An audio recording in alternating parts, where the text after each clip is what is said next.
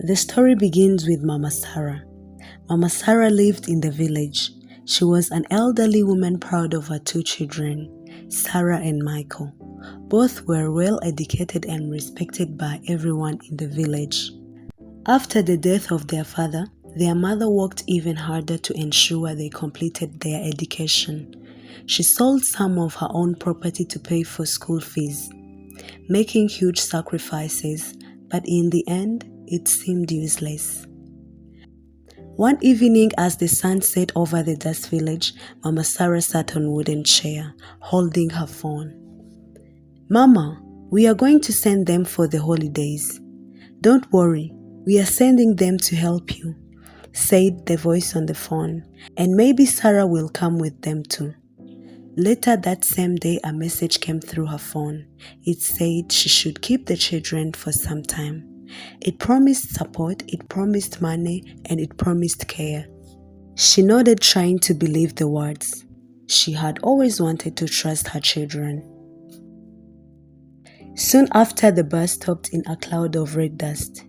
Mama Sarah stood by the roadside. The door opened and 3 children stepped down quietly. Their eyes looked tired, but they smiled when they saw their grandmother. They carried small bags with their belongings. No parents came with them. "You're welcome, my grandchildren," she said, pulling them close. "I'm happy to see you. You're home." Her face filled with joy. Weeks passed and the holidays ended, but the parents did not come to pick up their children. Mama Sarah tried to call, but the phone no longer went through. With no other choice, she registered her grandchildren in local schools in the village. Life became hard. Providing for 3 children without support at her age was exhausting. She sold fruit and vegetables from her small garden, but the situation only grew worse. Her responsibilities increased while her resources ran out. Months passed, and life became heavier. Mama Sarah woke up before sunrise each day.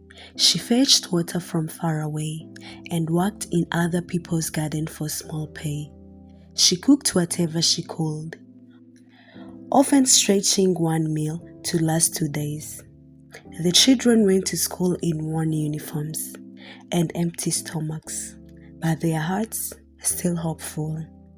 Meanwhile, in the city, Sarah lived a life of comfort. Her large house was clean, calm and filled with fresh air. She sat on the veranda, laughing with her friend Esther. She wore a fashionable clothes and looked young, showing no sign of worry about her children. Esther looked at her in surprise. "Oh, Sarah, you look so young. Did your body really give birth to 2 children? You look younger than 25. Sarah laughed. "What's the secret?" Peace of mind," Sarah replied. "Avoiding stress. Take care of yourself and dress well." Esther nodded slowly. "I see. Anyway, where are the kids? I wanted to greet them before I go." "They are not here," Sarah said lightly. "They are still live with their grandmother." Esther's face grew serious. "Sarah, this is wrong. Your children need a mother's love. Please think about it." Back in the village, the children suffered quietly. David, the eldest, tried to take care of his twin sister and cousin, but hunger and tiredness pressed heavily on them. Ruth sometimes refused to eat. "Grandma, I'm tired of eating unsalted posho and porridge without sugar," she said, her voice trembling. "Oh, my child," Mama Sarah replied softly. "This is all I have. Drink the porridge. Tomorrow you have school, and you cannot go hungry." Ruth took the cup, tears rolling down her cheeks. "Grandma, why don't you call our parents?" David lowered his head. "They have abandoned us. Can't you see?" Mama Sarah cried deeply. She turned off the lamp. One afternoon, the youngest child collapsed at school. His body burned with fever, and his breathing became shallow. The teacher panicked and rushed him to the hospital. She paid the medical bills herself because there was no health insurance. After that, they called the mother. Her answer was always the same: "I will come next week." Mama Sarah cried. The next week became a song to the children. Whenever she begged for money or asked them to visit, the response never changed. Mama Sarah waited. No money came, no parent came. The child's condition became worse, and soon another fell sick. Poor nutrition weakened their bodies. Mama Sarah grew thinner as well. She often gave her share of food to the children and worked even harder despite her age.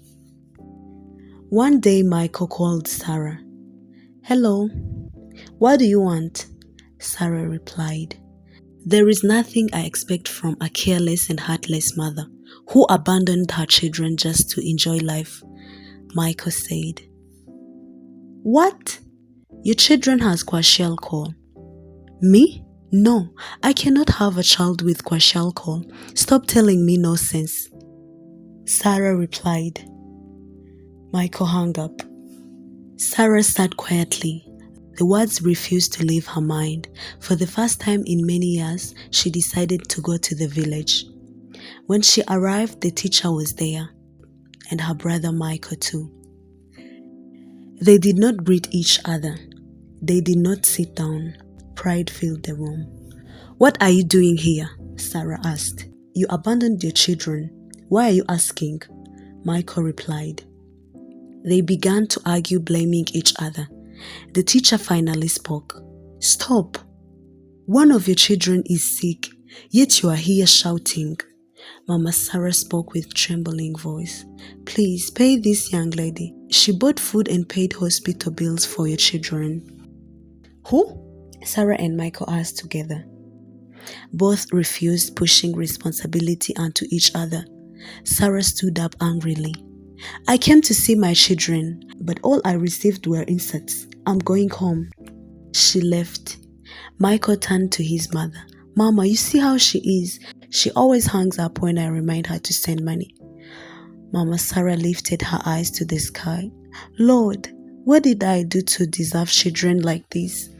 Michael gave her some money for once and left. When David and Ruth reached primary 6, school fees became impossible to pay.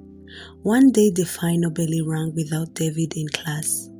His desk remained empty, and the head teacher wrote his name in the dropout register and closed the book. Ruth followed soon after. Hunger weakened her, and shame silenced her. Eric, Michael's son, stayed home most days because of sickness. The children stopped dreaming. Mama Sarah watched them leave for garden work instead of school. She tied their torn clothes and kissed their dusty heads each morning. "I'm sorry" was all she could say. Years later, the parents completely forget their children and stopped sending even the little support they once gave. Sarah remarried, but suffered many miscarriages. One day, as she sat on her veranda, she remembered the twins she had sent to the village at age 7. Now they were 18. She decided to bring them back, but it was too late. One evening she called, "Mama, we are coming." They arrived well-dressed, smelling of perfume and pride, but the village had changed everything. David did not smile. Ruth did not run to them. Eric hid behind Mama Sarah. "Come to me, my children," Sarah said, opening her arms. But no one moved. "You left us in hunger. What are you doing here?" David said. "How can we help you after all this time?" Ruth asked. Sarah fell to her knees. Tears filled her eyes. Michael stood speechless. Mama Sarah turned away.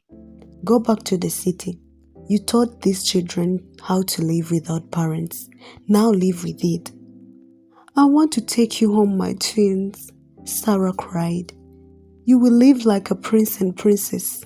It's too late, Mom, Ruth said. I'm here for my son, Michael said. You're not taking him anywhere, David replied. I want to stay with Grandma, Eric cried. David became a driver. Ruth sold vegetables in the market.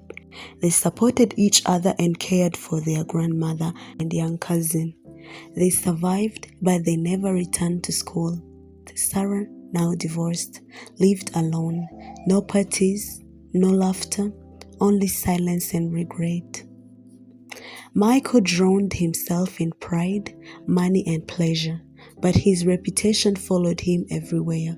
Slowly, loneliness consumed him, just as his mother had said. Years later, Sarah passed by a boutique owned by her twins, David and Ruth. They did not recognize her. She stood there, tears streaming down her face.